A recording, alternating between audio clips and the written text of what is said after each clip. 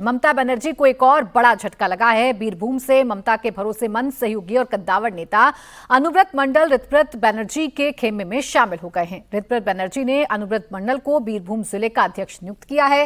विपक्ष के नेता ऋतव्रत बनर्जी ने शनिवार को अपने गुट के लिए जिला अध्यक्षों की नियुक्ति की घोषणा की थी। अनुव्रत मंडल लंबे समय तक ममता बनर्जी के सबसे भरोसेमंद नेताओं में गिने जाते रहे, लेकिन विधानसभा चुनाव के बाद उनके बयानों में बदलाव दिखाई देने लगा था।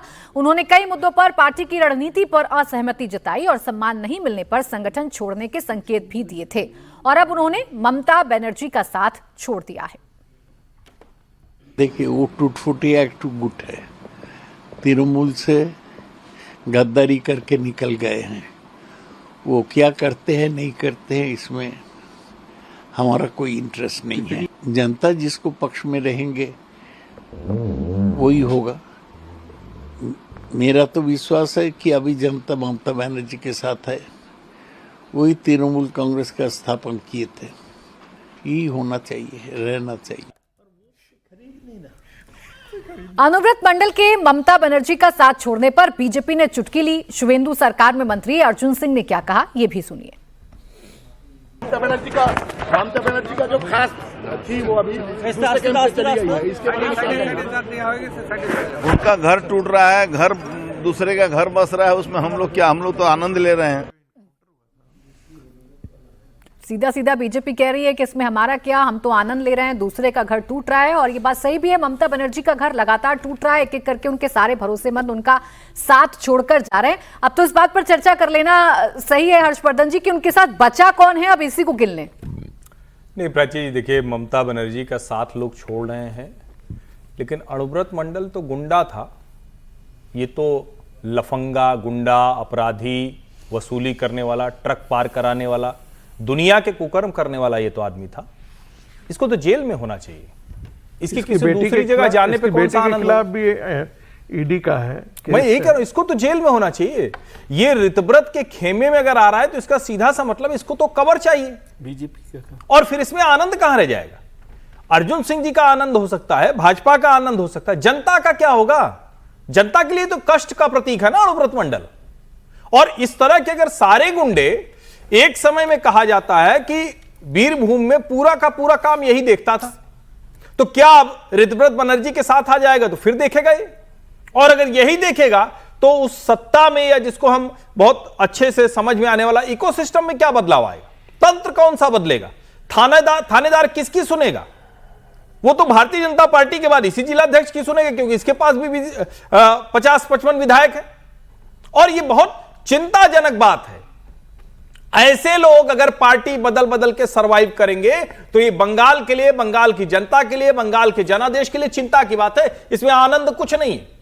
इस व्यक्ति के खिलाफ और ऐसे सारे लोगों के खिलाफ कानूनी कार्रवाई होती दिखनी चाहिए। जनता को समझ में आए कि भारतीय जनता पार्टी की सरकार जिस मकसद के लिए आई थी वो पूरा करती हुई दिख रही है। जिस कल्चर को बदलने की बात समीर जी कही थी, फिर वो कल्चर बदलेगा क्या? नेता तो पावर में रहेगा और रहेगा तो वही करेगा जो ममता राज में करता था।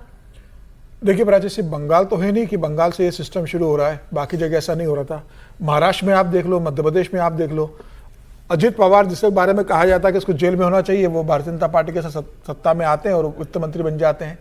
तमाम नारायण राणे आते हैं। तमाम ऐसे राज्यों के उदाहरण है कि जहाँ पर जो भ्रष्टाचार के आरोपी रहे, या तो बीजेपी के साथ सत्ता में आ गए तो उनको बच गए, या गठबंधन में चले गए तो वो बच गए। तो मुझे लग रहा है सिर्फ बंगाल का मामला नहीं है।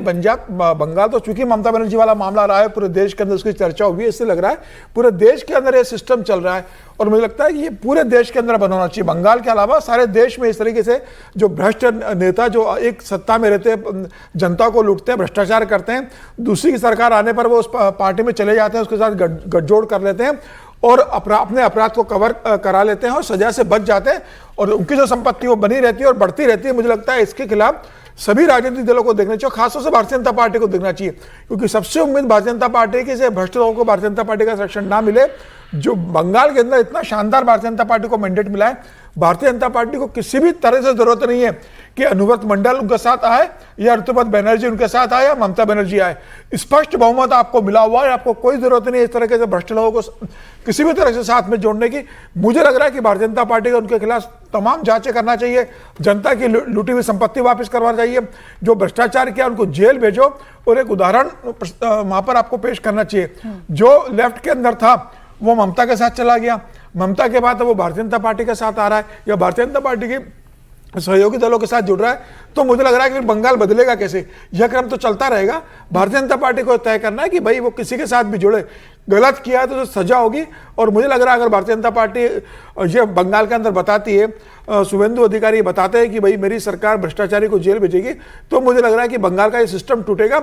वरना अपराधी मजे करते रहेंगे, भ्रष्टाचार करते रहेंगे और एक पार्टी से दूसरी पार्टी के अंदर छलांग लगाते रहेंगे और जनता का शोषण होता रहेगा। जिस मजे की बात कर रहे थे अर्जुन सिंह, ऐसा ना हो वो मजा उन पर ही कहीं ना कहीं भारी पड़ जाए अगर ऐसे नेता टूट टूट कर ऋतव्रत के साथ शामिल होते जाएंगे या पावर में आ जाएंगे। खैर, ममता बनर्जी की अगर यहाँ बात करें विजय त्रिवेदी जी, एक के बाद एक उनको झटके लग रहे हैं। हर रोज उठकर कोई एक साथी उनका दूसरे गुट में शामिल हो जाता है। अब ये उनका क्या होगा, उनकी राजनीति का क्या होगा, कितने लोग उनके साथ बचेंगे? नहीं, अब तो मैं ये झटका शब्द भी इस्तेमाल करने की जरूरत नहीं, क्योंकि अब इतना कुछ बचा ही नहीं है कि जिसमें उनको झटका लगे। और दूसरी बात ये कहना कि वो ममता बनर्जी के विश्वस्त थे, ये भी कहना भी बेकार है, क्योंकि सारी पार्टी उनके विश्वास पात्रों की लोगों की थी, वो सारी बात है।